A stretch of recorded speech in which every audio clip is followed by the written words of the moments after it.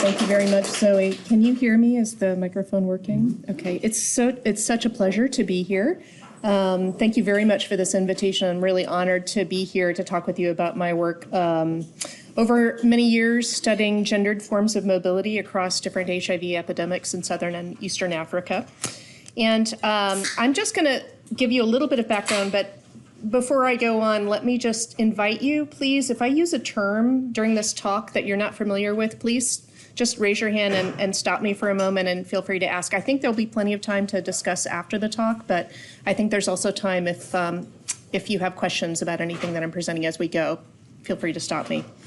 But so you probably know that the HIV epidemic in sub-Saharan Africa has been very much known to be driven by HIV/AIDS. We know that HIV came to ports of entry, major transit hubs, traveled from rural areas to urban areas along, from urban to rural areas along the corridors of major population movement. So we know that HIV/AIDS has in large part been driven by mobility. But actually, even now, mobility still poses a widespread challenge to the global HIV/AIDS response because it continues to link geographically separate HIV epidemics, intensifies HIV transmission by enabling higher risk sexual behavior, and I'll talk a little bit more about why that happens in a little while, and also disrupts care engagement, disrupts people's ability to stay engaged in HIV care systems. And HIV research in particular has led us to try to measure mobility in a better way, but there have been a lot of problems with the way that mobility has been measured in sub-Saharan Africa in specific because data sources there have been very limited.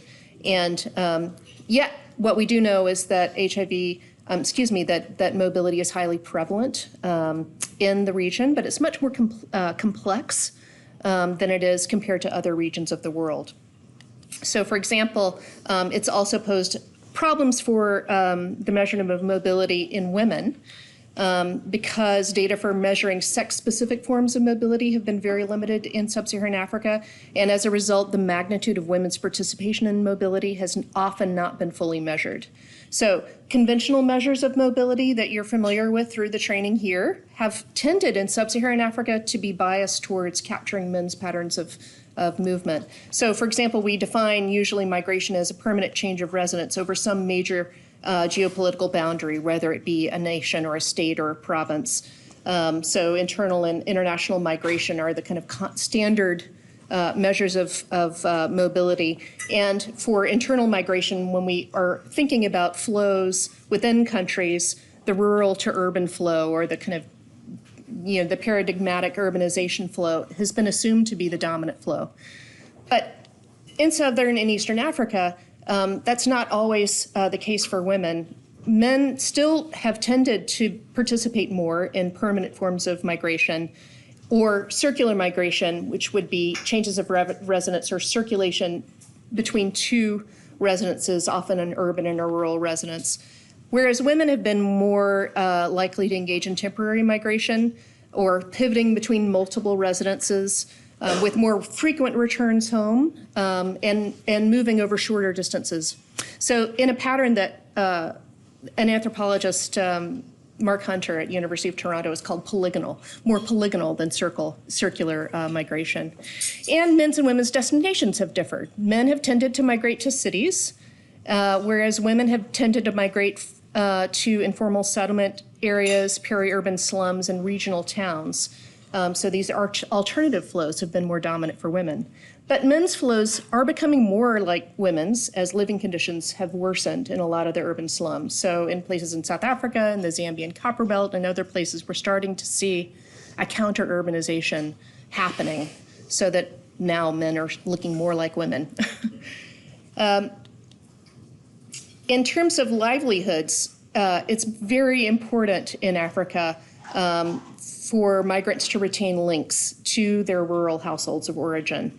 And migration really for households in sub-Saharan Africa is an important form of risk insurance in the context of volatile labor markets. It's important for maintaining land and lineage to retain a tie. And female migration has been particularly a key livelihood strategy, especially for the poorest of the poor households in sub-Saharan Africa, because women return more frequently and they are more likely to, and they remit more money to the household of origin, even though they're more likely to be unemployed or in unstable or informal sector employment. So I always like to start with, I don't know why it's advancing in faster than me. I always like to start in any talk about migration and HIV to sort of say, first of all, we don't want to stop women's migration. We don't want to stop mobility because it's such a key driver of development.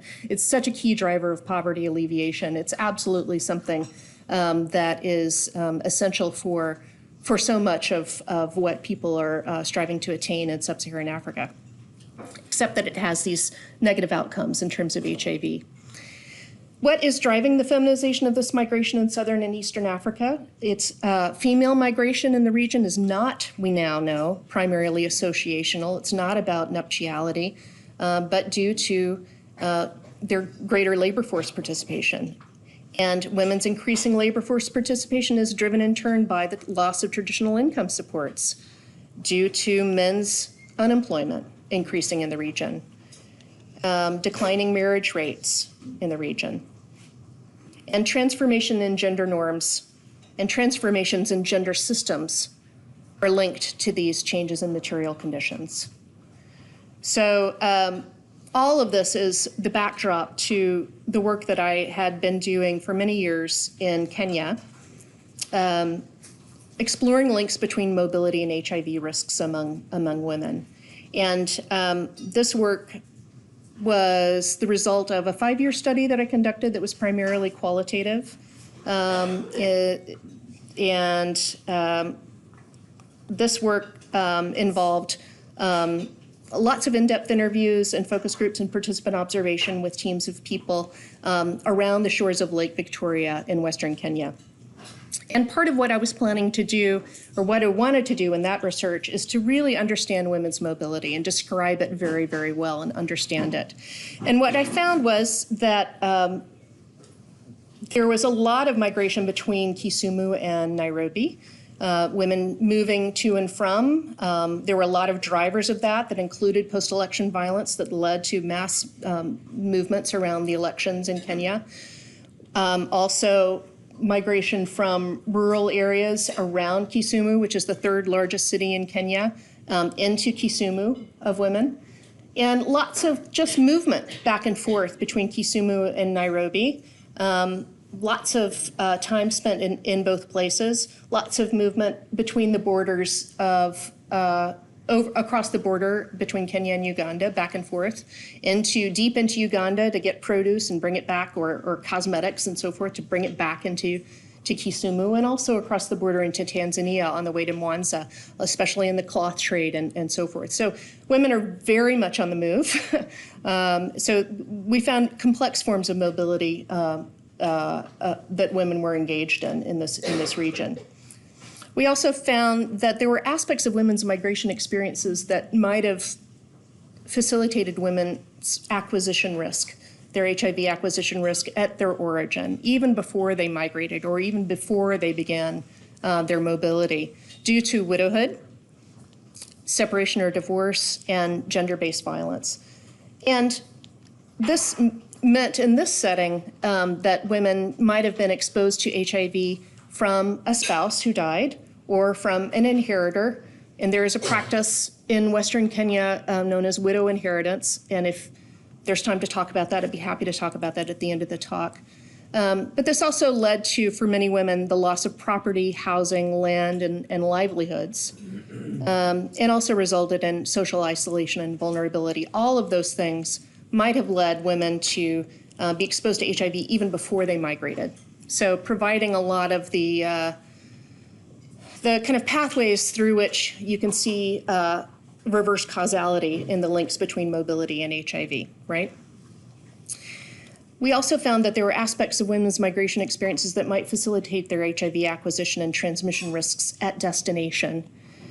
We found widespread engagement in transactional sex among female informal sector traders.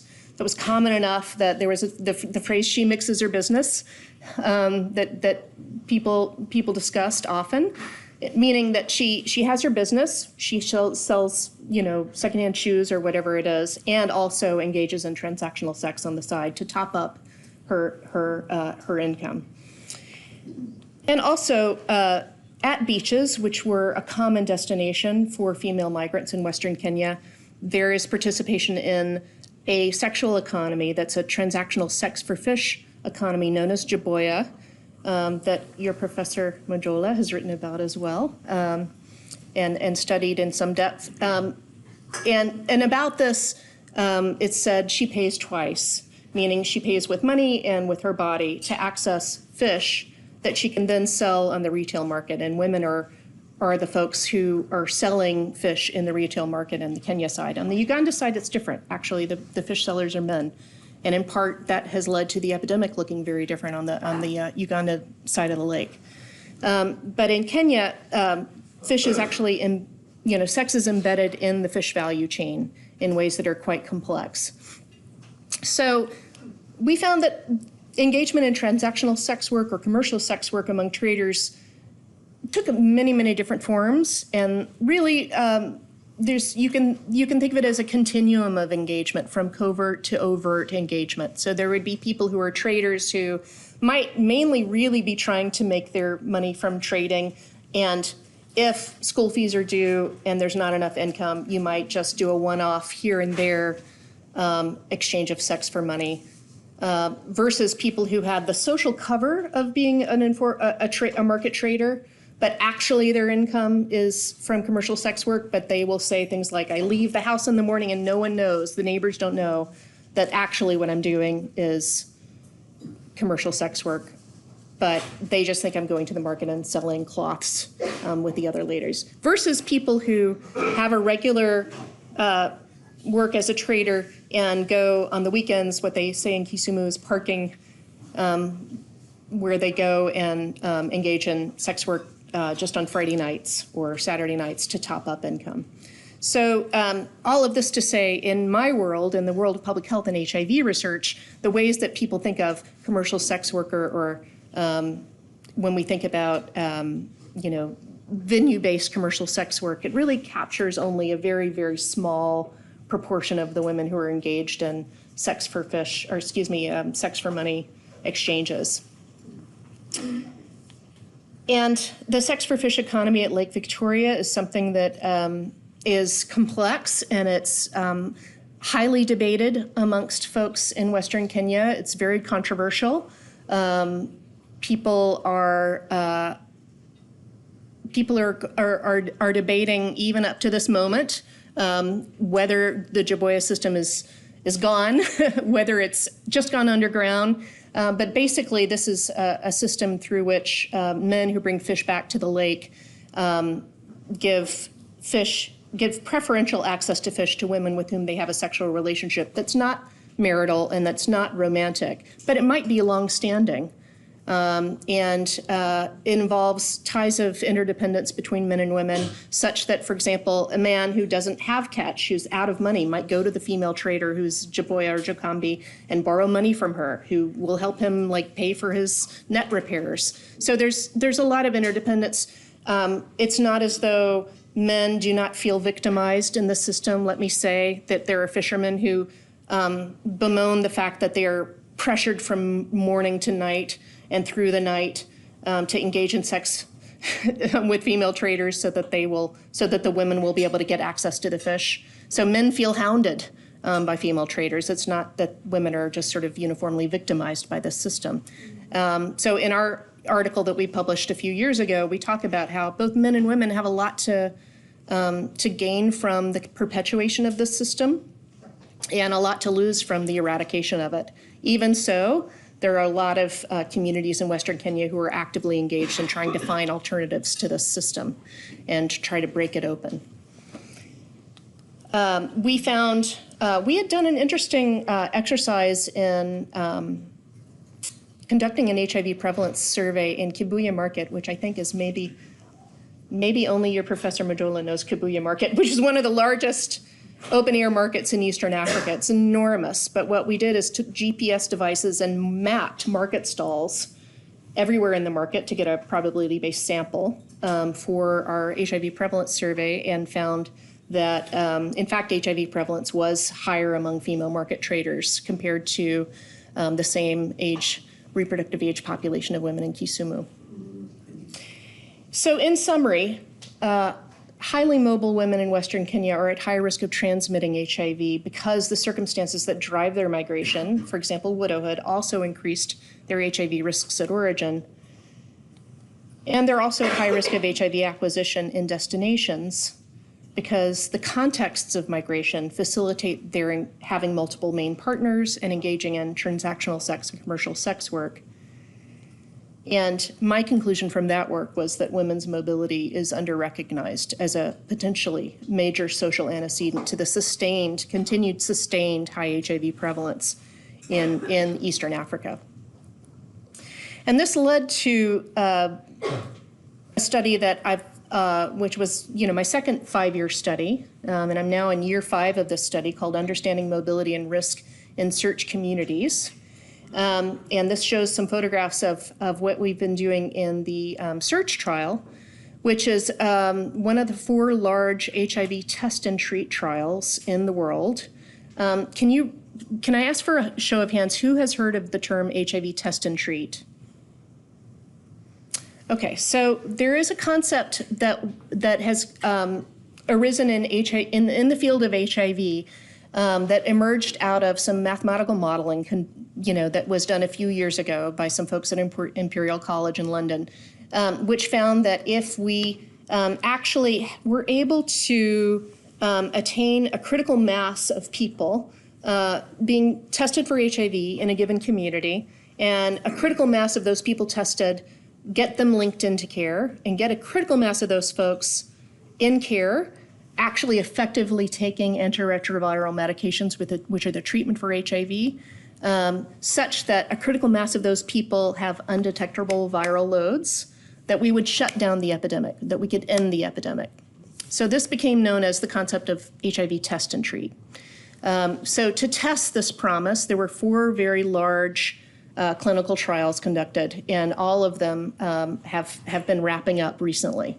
And these have tested the concept in real-life settings, where we have gone in with these large testing campaigns in communities, offering multi-disease services, so offering testing along with screening for other kinds of diseases and treatment for malaria for children, and a number of different services that people wanted in communities. An enhanced process of getting people engaged in care systems, and that work has been just published in the New England Journal of Medicine, I think, in just the last month. So a lot of the major results have been published quite recently. On the bottom right here, you have my wonderful qualitative team. So I've been conducting qualitative research as a part of the search trial over the years, in addition to my longitudinal cohort study that I've been conducting embedded within the trial. So we have published several articles, one in Health in Place, another in Journal of International AIDS Society, another in Current HIV/AIDS Reports. I would turn your attention to these that we've published. There was a special issue that we published last summer of the Journal of the International AIDS Society that looked specifically at population mobility in the context of the test and treat trials, and drew articles from across the trials. And there were a number of them in South Africa, in Zambia, and in Botswana, and in numerous places in addition to the search trial. So I would just flag this for your attention. So in our study, the mobility study, which is my longitudinal cohort study, the overall aim has been to understand how mobility impacts HIV incidence and HIV care cascade outcomes. Have you heard of the HIV care cascade? The HIV care cascade, the usual suspects over here. The HIV care cascade is a concept that there are a number of steps to shutting down the epidemic. We have perhaps a lot of hubris, but now we're starting to feel less hubristic. We actually feel like we actually could do this. But it starts with testing, moves to linking people to care, Again, moving people who are in care to the stage of untransmissible and undetectable virus, such that we can end the epidemic. So that's a cascade of care that we're trying to help people successfully move along.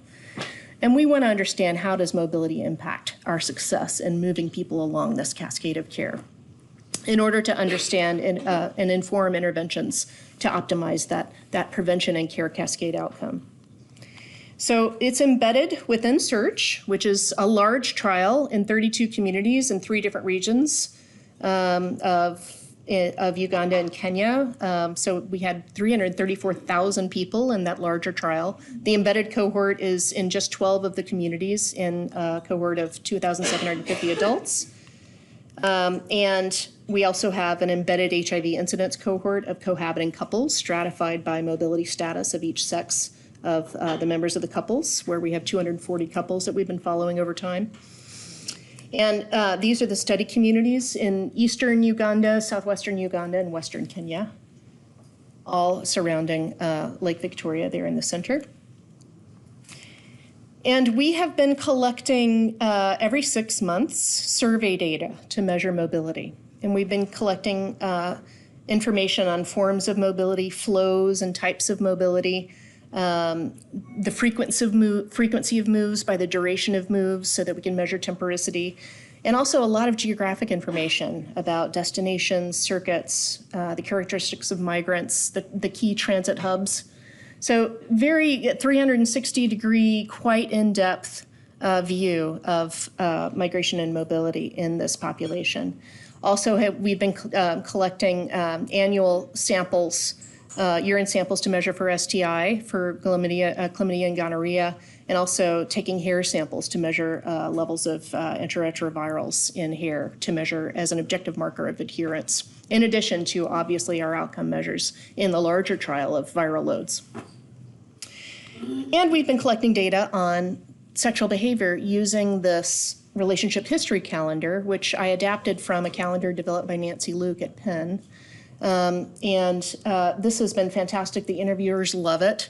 And it has allowed us to understand or ask people about their sexual histories in a way that anchors the discussion in a place and a time and to a particular person. So we never have to ask outright, how many partners did you have in the last 6 months? We don't have to ask these inflammatory, direct epidemiologic questions. We talk extent about, hey, so you were with PL, we'll call him that, and was he living in the same community at the same time you were? And about how long did that last, and so forth, from person to person. And from that, we construct measures of things that we're interested in HIV prevention research, like partnership concurrency.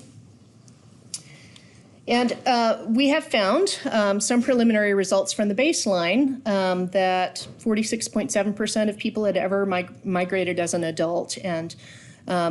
And there's a lot of variation where most of the migration had happened. Adult migration had happened in Western Kenya.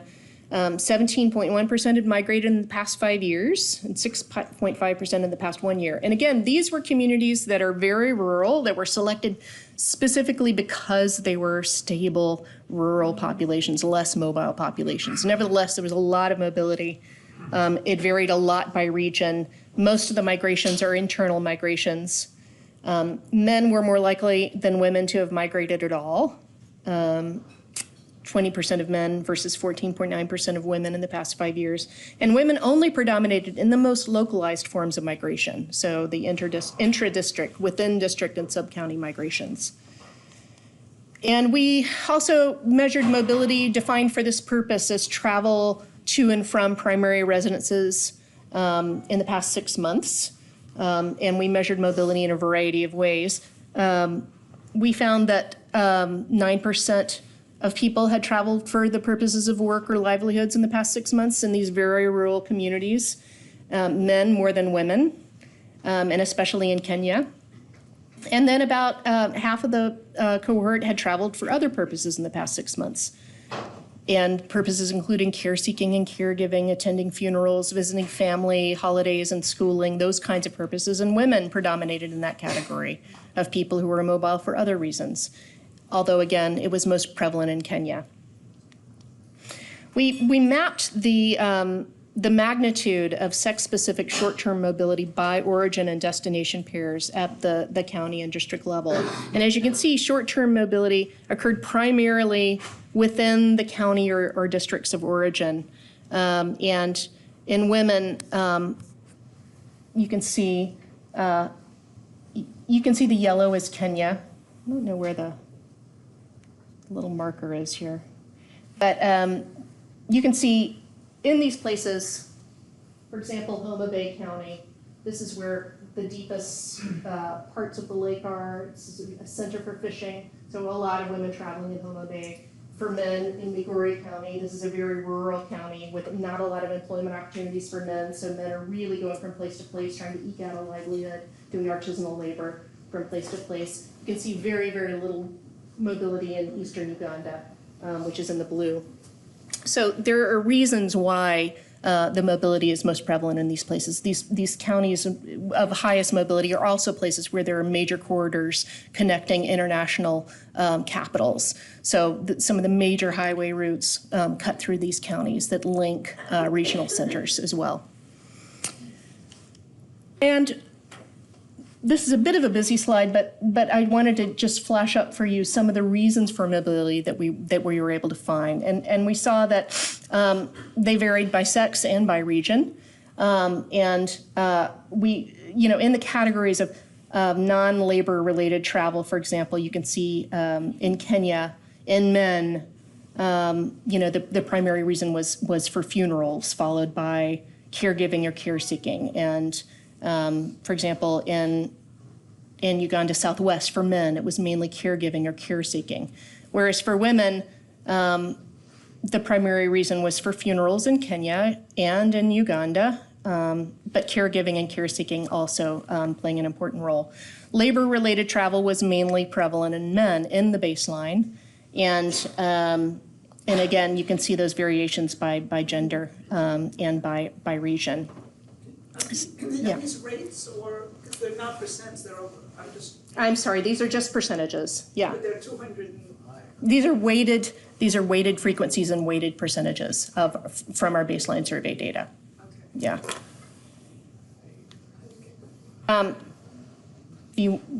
Okay. I was just curious how you would get over 100 for a weighted percentage.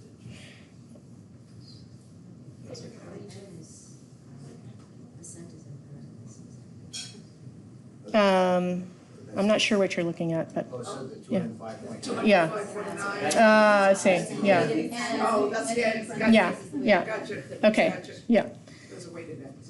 Right. And I think, again, this is a snapshot of our baseline data, which did not, now we have like 7 rounds and going on 8. I'm looking forward to presenting the full picture with our kind of longitudinal view. We found that our methods of capturing sexual behavior allowed us to measure any overlapping partnerships over any month over the 2-year period of 2015 and 2016. And you see here just the age pattern of concurrent sexual partnerships among men and women by the 10-year age band. And you can see that the participation and concurrency or any overlapping partnerships peaked for men in the higher age groups and for women in the lowest age groups. And we saw that sexual partnership concurrency significantly varied by engagement in past 2-year migration for men and for women, but that effect, if you will, or the association was highest for women, higher for women than for men. Similarly, if we looked at just past 6-month mobility, it was that mobility, those who were mobile were much more likely to have had any past 6-month sexual partnership concurrency. So again, the sexual partnership concurrency being measured in the same time period as the 6-month mobility. We also examined ecological associations between community level HIV prevalence and community level prevalence of different metrics of mobility. And this figure shows the first order ecological associations between HIV prevalence and community level mobility metrics in both men and women. And as you can see, community level measures of mobility, migration, and HIV prevalence tended to correlate regionally. And those communities with higher levels of prevalence among women tended to also be the places that had higher higher rates of labor-related mobility in women. And we examined the adjusted relative risks of associations between prevalent HIV status and mobility metrics by sex, adjusting for age and region, and those associations held up, where you saw, especially in women, engagement in any work-related travel was associated with higher risk of being HIV positive in the baseline data, adjusting for clustering by community. So this also shows our analysis of risks of any concurrent sexual partnerships in the total population and by sex. Again, just looking at some selected metrics of past year migration of different types and past 6-month mobility of different types, and you see some interesting sex differences.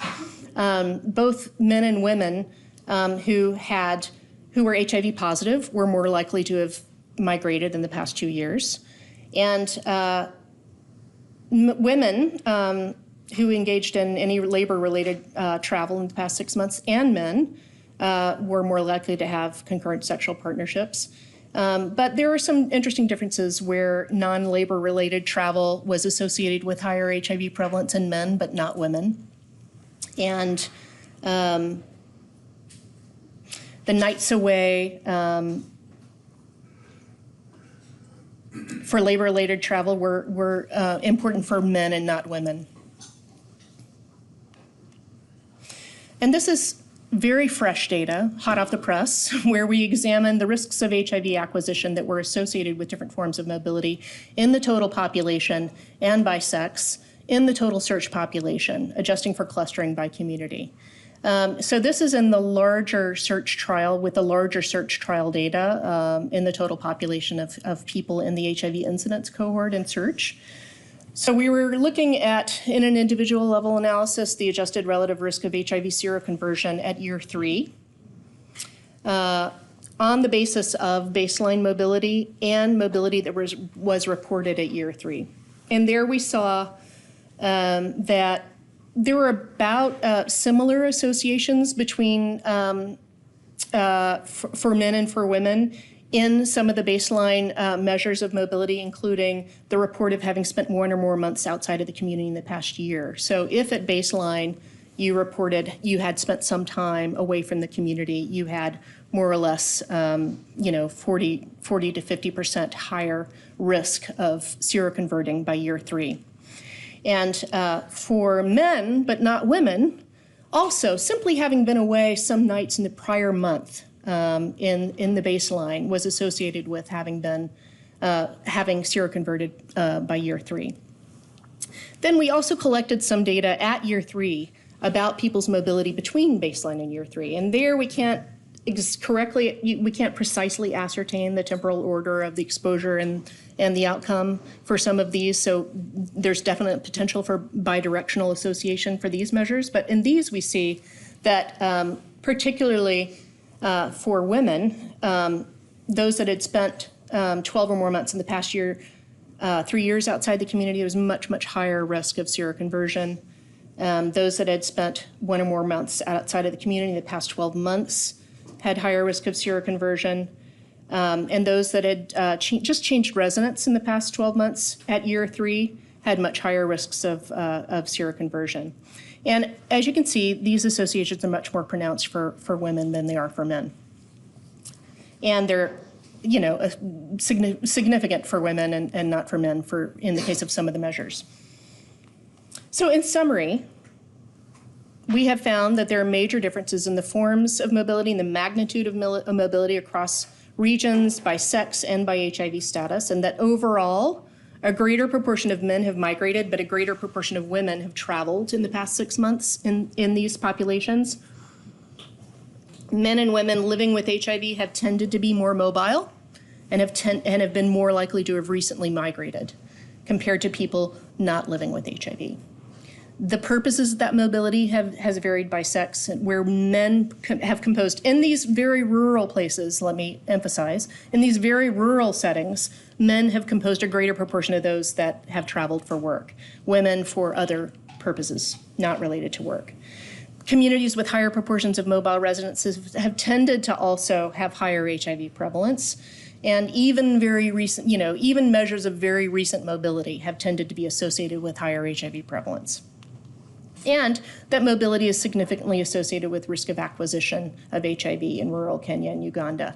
But the effect of that mobility on incidence is influenced by both sex and the type of mobility.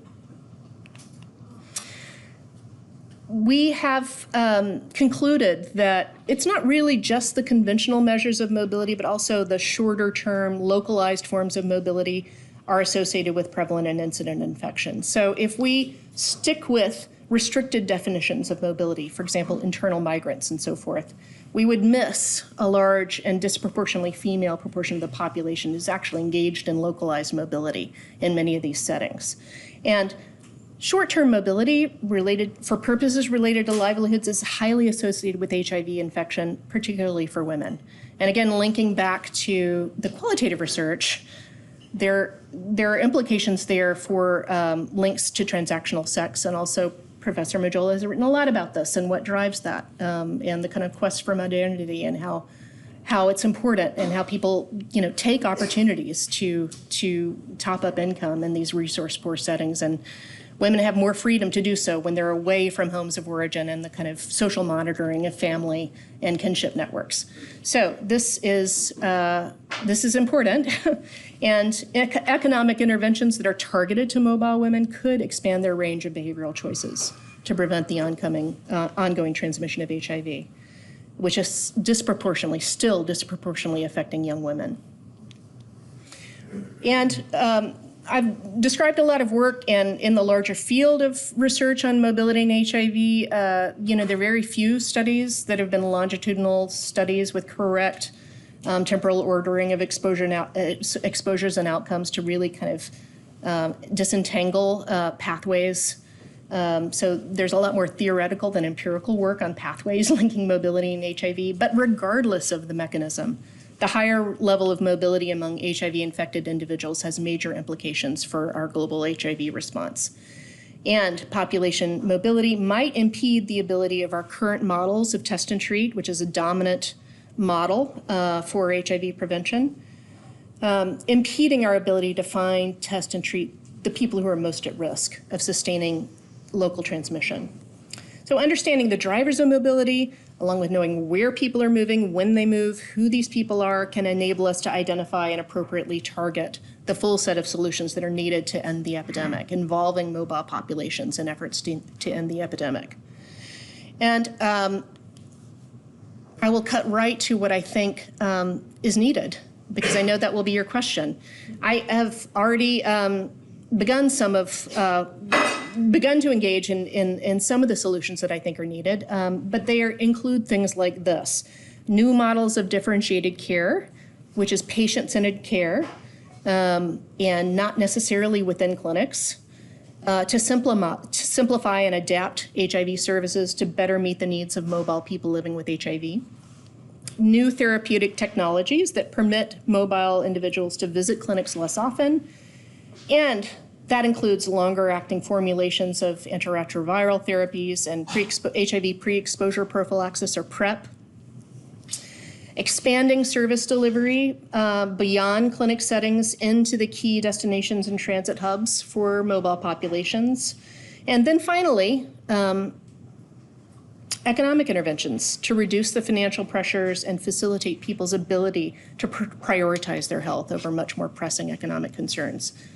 All of these are going to be needed to facilitate the full inclusion of mobile populations in the global effort to end HIV.